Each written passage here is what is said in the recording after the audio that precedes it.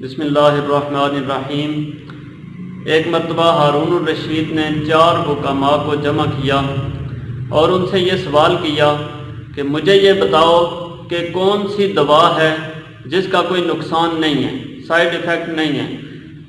تو وہ 4 حکماء مختلف علاقوں سے تھے۔ جو ہندی تھا اس نے کہا کہ ایسی دوا حلیلہ سیاہ ہے، اور جو عراقی تھا اس نے کہا کہ حب الرشاد ہے، اور جو رومی تھا اس نے کہا کہ ایسی دوائی گرم پانی ہے۔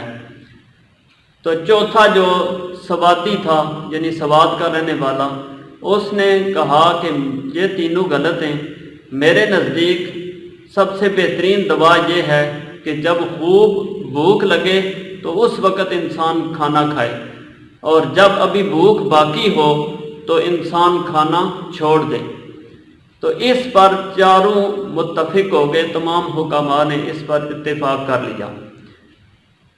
ایک دفعہ حضور صلی اللہ علیہ وآلہ وسلم کی طرف ایک اجمی بادشاہ نے حکیم بھیجا کہ جو جا کے وہاں صحابہ کرام کا علاج کرے گا۔ 1 سال تک وہ وہاں رہنے کے باوجود کوئی صحابی بھی اس کے پاس علاج کے لیے نہیں آیا۔ وہ 1 سال کے بعد رسول اللہ صلی اللہ علیہ وسلم کی خدمت میں حاضر ہوا۔ اس نے عرض کی، یا رسول اللہ 1 سال ہو گیا مجھے، اور یہاں پہ کوئی بھی شخص میرے پاس علاج کے لیے نہیں آیا۔ تو حضور صلی اللہ علیہ وآلہ وسلم نے جو ارشاد فرمایا، جو غور سے سنیں، حضور نے فرمایا میرے صحابہ اس وقت تک کھانے کو ہاتھ نہیں لگاتے جب تک کہ انہیں خوب بھوک نہ لگی ہو، اور ابھی بھوک باقی ہوتی ہے تو یہ کھانے سے ہاتھ اٹھا لیتے ہیں۔ تو یہ وہ راز ہے کہ جس کی وجہ سے بیماریاں نزدیک بھی نہیں پٹکتی، اور یہ وہ دوائی ہے، بھوکا رہنا یہ وہ دوائی ہے کہ جس کا کوئی نقصان نہیں ہے۔ یہ صرف اس وقت کی بات نہیں ہے، بلکہ اب بھی سائنس اسی طرف آ رہی ہے۔ جاپان کے ایک مشہور ڈاکٹر یوشو نورا شومی، انہوں نے نوبل پرائز بھی حاصل کیا اور کینسر کا علاج انہوں نے دریافت کیا ہے۔ وہ علاج کیا ہے؟ وہ کہتے ہیں کہ جب ہم بھوکا پیاسا رہتے ہیں تو باڈی کے نیوٹرنس ختم ہونے لگتے ہیں، تو پھر ہمارے جسم کے گلے سڑے حصے کو ہماری باڈی کھانے لگتی ہے۔ اسے آٹوفوگی کہتے ہیں۔ اس وجہ سے کینسر کی پرسنٹیج کم ہونا شروع ہو جاتی ہے۔ ان سے پوچھا گیا کہ کتنے دن بھوکا پیاسا رہا جائے تو یہ فائدے حاصل ہوتے ہیں، تو وہ کہتے ہیں کہ 1 سال میں تقریباً 20 سے 25 دن جب بندہ ایسا رہے، اس طرح کے 9 سے 10 گھنٹے ہر روز وہ بھوکا پیاسا رہے، تو اس کو یہ فائدے حاصل ہونا شروع ہو جاتے ہیں۔ جسم اس کا ریسائکلنگ کا عمل شروع کر دیتا ہے، اور جو بے شمار ہمارے جسم کے اندر تباہ شدہ خلیے پیدا ہو جاتے ہیں، جو جراثیم پیدا ہو جاتے ہیں، اور مس فولڈڈ پروٹینز جو نقصان دہ ہوتے ہیں، یہ سارے پھر تبدیل ہونا شروع ہو جاتے ہیں امائنو ایسڈز اور فیٹی ایسڈز میں، جو کہ فائدہ مند ہوتے ہیں۔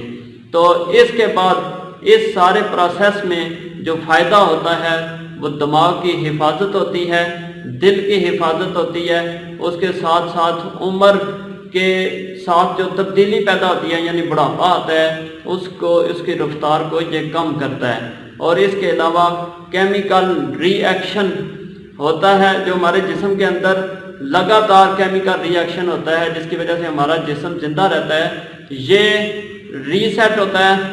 اس کے علاوہ کولیسٹرول کنٹرول ہوتا ہے۔ اس کے علاوہ موٹاپے کو کم کیا، روزے کی وجہ سے موٹاپا کم ہو جاتا ہے۔ تو اس کے علاوہ بھی بے شمار فضائل ہیں، بے شمار اس کے نتائج ہیں۔ ہڈیوں کا گد حرکت کرتا ہے، جس کی وجہ سے خون بننا شروع ہو جاتا ہے۔ کیلوریز میں کمی ہوتی ہے تو وزن کم ہو جاتا ہے۔ ہارمونز ایسے پیدا ہوتے ہیں کہ جن کی وجہ سے ہمارے جسم کے جلد بہتر ہوتی ہے، اور جوانی کے آثار نمودار ہو جاتے ہیں، جسم میں خوبصورتی پیدا ہوتی ہے، جھریاں ختم ہونا شروع ہو جاتی ہیں، اور بالوں کی خوبصورتی اور مضبوطی کا سبب بنتا ہے۔ سائنس کی یہ ترقی بتاتی ہے کہ آئندہ کچھ عرصے بعد ایسا ہوگا کہ ہر شخص روزہ رکھے گا، چاہے وہ مسلمان ہے یا نہیں ہے، ہر شخص روزہ رکھنے کی کوشش کرے گا، کیونکہ اس کے اتنے زیادہ فائدے ظاہر ہونا شروع ہو گئے ہیں۔ शुगर के लबलबे को भी कंट्रोल करता है, जिसकी वजह से शुगर नॉर्मल लेवल पर आ जाता है। दिमाग और जिस्म हमारा ये सारे एक दूसरे के साथ मिले हुए हैं। जब हमारे जिस्म को सुकून मिलता है, जिस्म हल्का फुल्का हो जाता है, तो फिर दिमाग भी हल्का फुल्का हो जाता है और सोचों से बालातर होकर, तो जब तरावी पढ़ते हैं, नमाज पढ़ते हैं, तो सोचों से बालातर हमारा जिस्म हो जाता है इस भूखा प्यासा रहने की वजह से। और जब हम तरावी पढ़ते हैं तो फिर हमारे जिस्म से जो दिमाग से डिप्रेशन वगैरह बिल्कुल ख़त्म हो जाता है। इसके अलावा खून हल्का फुल्का हो जाता है, खून पतला हो जाता है, जिसकी वजह से चर्बी वगैरह ब्रीदों और शरियानों में नहीं जमती और हार्ट अटैक से बंदा महफूज रहता है। तो सिर्फ ये कैंसर का ही इलाज नहीं है, हार्ट अटैक का, ब्लड प्रेशर का, शुगर का और दीगर बेशुमार जो इंसान की बीमारियां हैं, इसके लिए ये रोज़ा अल्लाह ताला की तरफ से ऐसी दवा है कि अगर हम इसको इस्तेमाल करना, इस पर अमल करना शुरू कर दें तो हमारी दुनिया भी संवर जाएगी, आखिरत भी संवर जाएगी, हमारा जिस्म भी संवर जाएगा और हमारी रूह भी संवर जाएगी। अल्लाह तबारक व तआला तौफीक अता फरमाए कि हम इस पर अमल कर सकें।